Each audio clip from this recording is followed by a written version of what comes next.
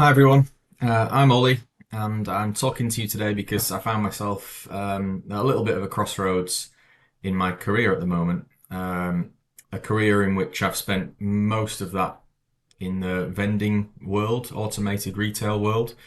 Um, and for the past few weeks or so, I've been thinking, what direction should I take?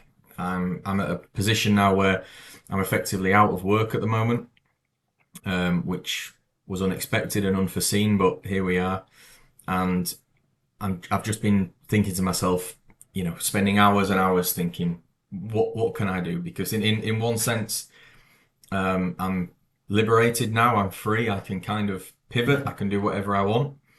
And in another sense, I've got a lot of knowledge and to pass on, and that could be really useful to a lot of people within my specific area. So I just thought, let's start documenting that and kind of see where it goes. If it means I can start to help people within the vending industry, whether that be vending operators or whether that be facilities managers and things that need a vending facility on site and they don't quite know where to start, or they need some help and guidance with that, then perhaps I can help. So this first video really is to just demonstrate what credentials I've got in that space, and why I would be someone that could be useful to all sorts of people within the vending industry.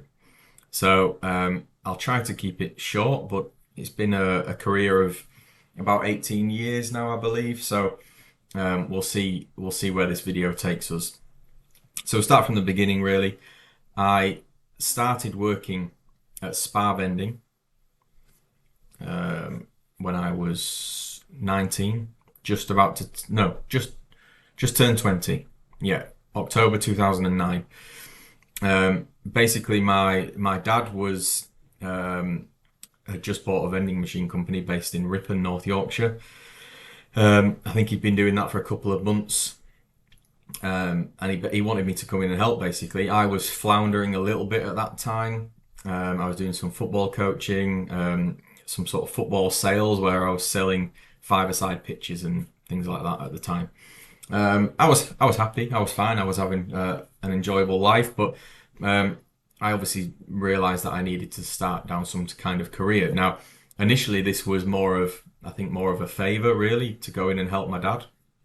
I think originally we talked probably about 6 or 12 months where I would go in, help him out, and then we'd go our separate ways and figure out what was going on.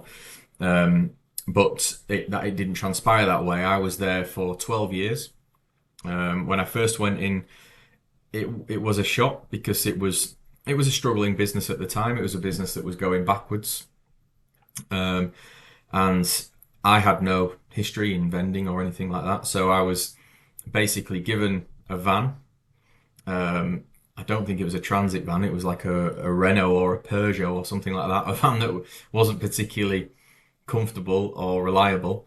But I was given a van with a load of stock in the back and sent up to the northeast of England with some postcodes and told to go and fill and clean these vending machines, basically. So I was sort of doing it off the cuff a little bit, had no real clue what I was doing. Because we were such a small business, there was only maybe like four of us in the business at that time.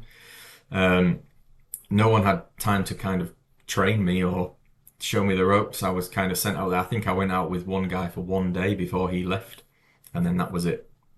So I spent my time in Darlington, Stockton, Durham, Newcastle, and various other places, North Yorkshire Moors, North Yorkshire Dales, going around filling and cleaning vending machines. And it was obviously approaching winter. I remember some horrible, treacherous conditions in which I was doing this. We used to work up at like Hartlepool docks and things, so a far cry at the time from where I'd grown up in York, which was sort of a fairly wrapped up in cotton wool. I was exposed to a lot of different industries and a lot of different people, and it taught me a lot of new and different things. Some good, some bad, but it all experiences. And I look back on that time really fondly, to be honest. I got to a point where I was proficient in what I was doing. I'd come up with, because I was learning myself, I'd come up with my own systems and my own ways of doing things.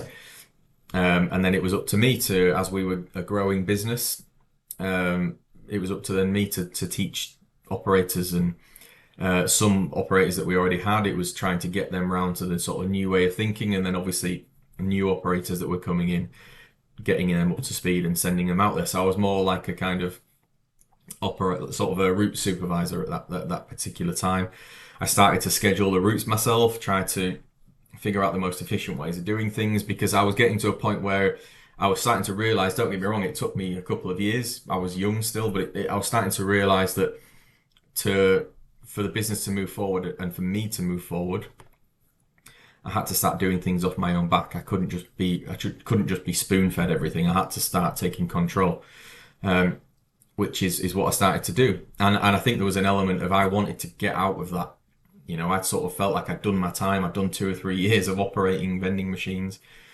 And it felt like, my brain was capable of more than that, and moving on to bigger and bigger things. And I always kind of saw myself as a manager, in some capacity. So I started to work myself out of that situation. Things were sort of on an even keel. We had an engineer at the time who unfortunately became very unwell, very suddenly and quickly. And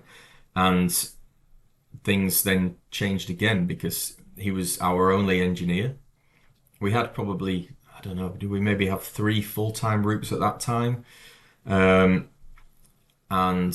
obviously we were, as I say, we were a growing business, so we had a lot of installs, and not only did we have the operated machines out there, but we had the do-it-yourself machines out and about in the field. So there was a lot of requirement for an engineer. He was very busy at the time doing installations, fixing machines, prepping machines on site, getting ready for pre-installs and things like that. So he was a busy man, and then all of a sudden we didn't have him anymore.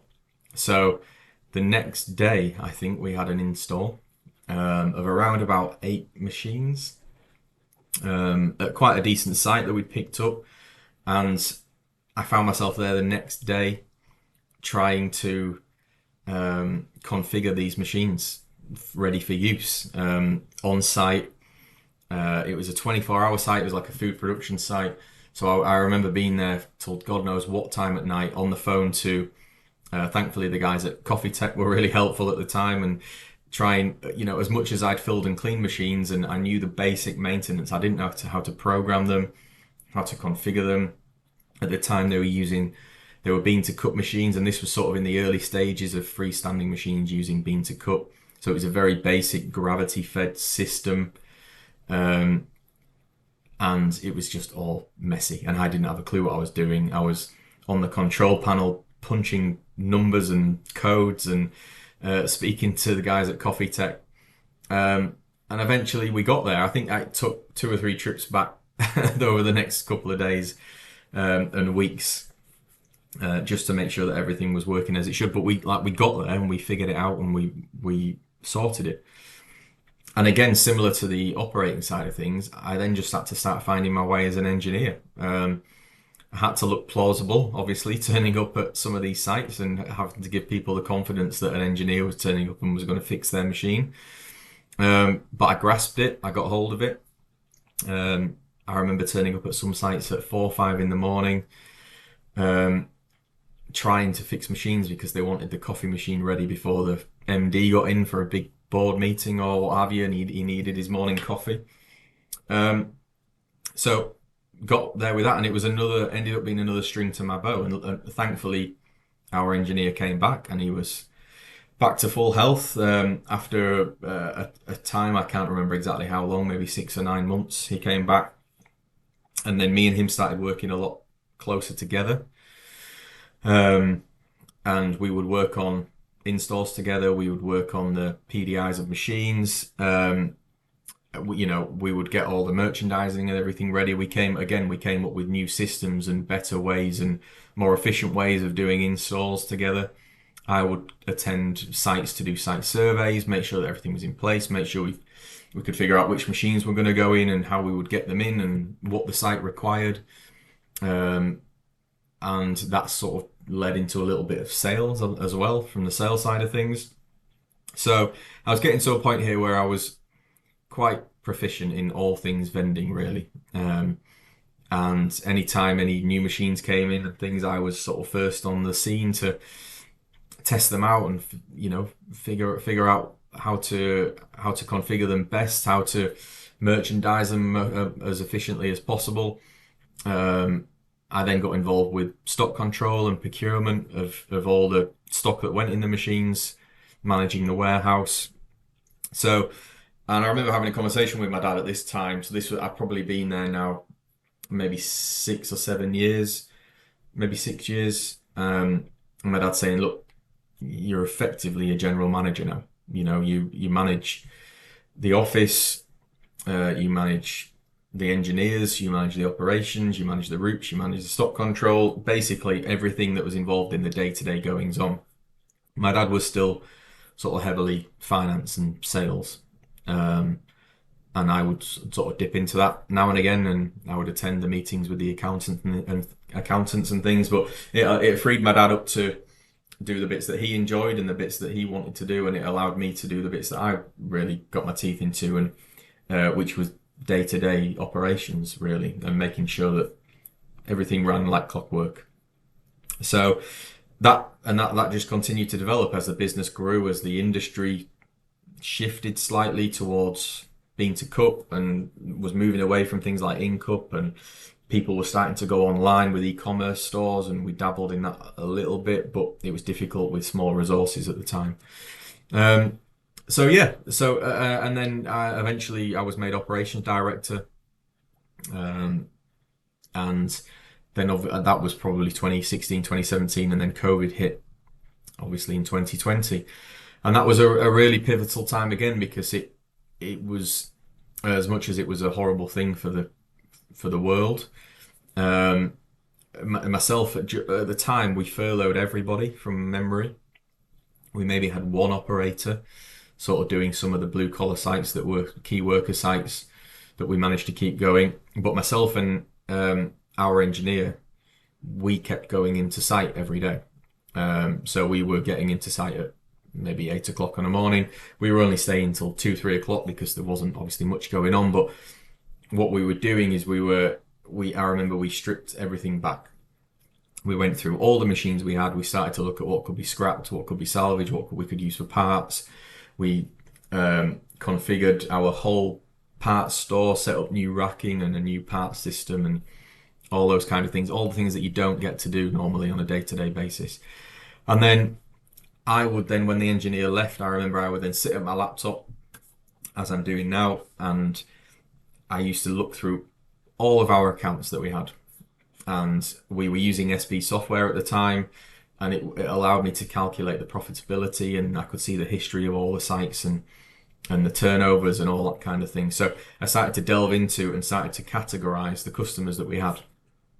And very clearly you could see sort of the tail end customers, whether they were DIY or operated. It was a mixture of both. You could see what was profitable and what wasn't. And the customers that weren't profitable, I started actively contacting the ones that I could speak to during that time, and explaining, look, we find ourselves in a difficult environment at the moment. Obviously, everybody understood that, and it allowed me to tailor those customers and work with them and say, okay, right, at the moment, I have to be honest, you're not making us any money. What can we do, or how can we work together to allow you to do that? Now, some customers were very understanding and said, look, yeah, I completely get it. What do we need to do? And as part of the deal, there would sometimes be a bit of an upgrade. It would kind of be like, okay, look, if I promise to upgrade your equipment, maybe introduce telemetry and contactless, and make sure that you've got the service that you deserve, we need to extract some more money from this deal, basically. And a lot of customers went, absolutely, like, that makes complete sense. We can't expect to have this service for free anymore.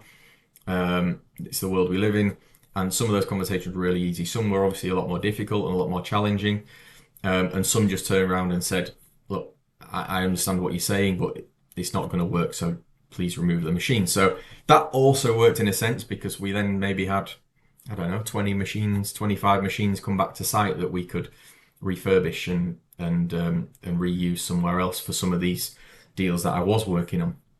So that whole thing worked really well, and then all of a sudden we were a lot more profitable, a lot more efficient, and as things started to sort of as things started to recede with COVID, then we felt like we were in a really strong position. We had a really strong foundation, and from that moment forward, every deal we did, we knew had to be profitable and had to work, because obviously in the early days you're firefighting and business is business. You're growing and you sort of grab everything with both hands. But we allowed ourselves to be a little bit more picky in that time, and it started to work really well. And we made sure we had everything sorted with making sure we had like filter changes scheduled properly within our system, which again we'd not done properly at the time. It was kind of ad hoc and like, oh, we think that they're having issues with scale, let's go and change the filter. And it was all a bit reactive rather than proactive. So everything was just a lot cleaner, and we got ourselves into a much stronger position. So, and that led us to sort of early 2021. And I started to then obviously think to myself, okay, maybe I've done my bit here. Maybe I've taken it as far as I can. And I had itchy feet a little bit. I was starting to just wonder, am I missing out in what else is in the world?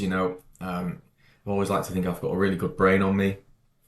And, maybe I'd extracted from me all that I could to help spar vending at the time. And maybe I could go and help other people, or maybe I could learn things that maybe I could take back one day. I don't know at the time. It was just, I just felt like I needed to experience something else.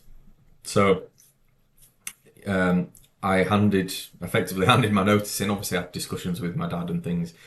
And my notice ended up being about 9 months, where I made sure that the handover was correctly managed. And because I was so entrenched in everything that went on, I needed to pass that information on to somebody else. So we did that and we managed that well, and I left. And shortly after, I started working for a company that were manufacturing reverse vending machines. Not too far away from where I am now. I'm currently in Cheshire. This was in a Stoke-based company called Recyclever, and it was a really good setup. Andy, who's the MD, was extremely entrepreneurial, and he'd had this idea. Basically, they were a supermarket shelving company. They manufactured the shelves for supermarkets, and he'd been asked a few times about reverse vending machines because supermarkets were starting to understand that the DRS scheme was coming in, or the DRS was coming in, should I say? And did he know anybody who could source these machines or provide these machines? And he started to think, well, people seem to be having difficulty with this, and I think there was some big names in the industry at the time, the Tomras, who were huge in that space. But there was an opportunity for somebody else to start manufacturing machines. So having the facilities that he did on site, he started to try and build them himself. But again, he was, he had two sides of the business then. He had the shelving side, which was making the money, and the Recyclever side, which was draining a lot of the money, but needed somebody to manage it. So I went in as the project lead, managing a team of engineers and sales and marketing and things to try and help get this off the ground and develop some of the iterations of the machines that they already had. I think when I started, they were on what they called RVM3, so iteration 3. And by the time I left, I think we developed it up to iteration 5. But that was really enjoyable, and I learned a hell of a lot with those guys. But it was more a case of a bigger opportunity came along for me, basically, which was working with Barry Callebaut. So they contacted me about a year into my tenure at Recyclever and said, look, we've got a position coming up as in the UK to look after the national account. So effectively to look after the accounts of which I used to be a customer, the vending operators across the UK. Would you be interested? So I was. It seemed like a really good fit, something where I could really hit the ground running. I knew all the products. I'd worked with Barry Callebaut, been a customer of them for a number of years. So the fit seemed perfect, and I think it was ultimately. I went in there, as I say, yeah, effectively hit the ground running.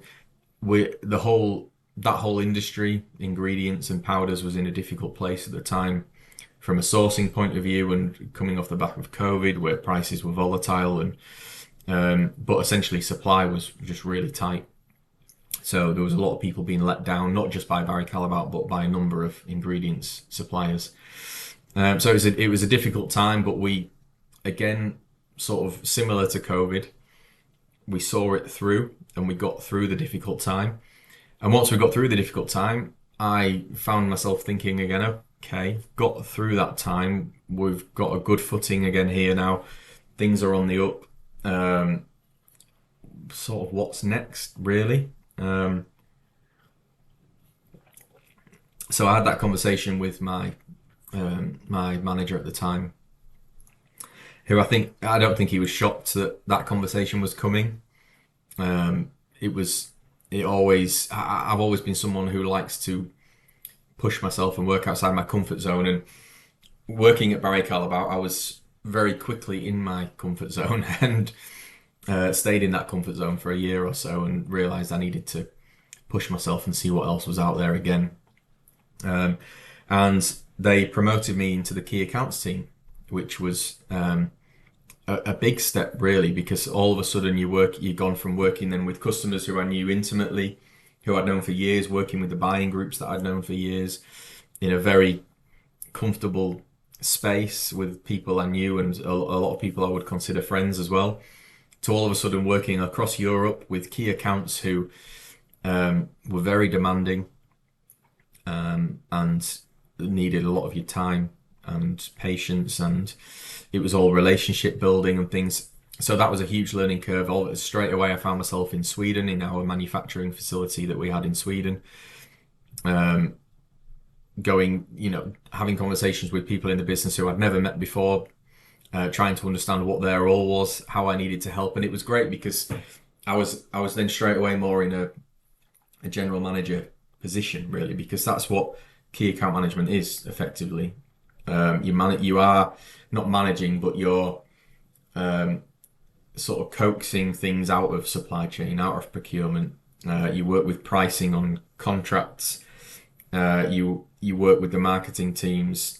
You work with logistics, making sure that everything's in place. The production teams, making sure everything's in place to deliver what the customer requires. And then obviously on the customer side, it wasn't sales per se, but it was working with them to grow the business that you currently had, sort of nurture that relationship and harness what the possibilities were. And I thoroughly enjoyed that, to be fair. Again, when I went in there, it was a difficult time for different reasons.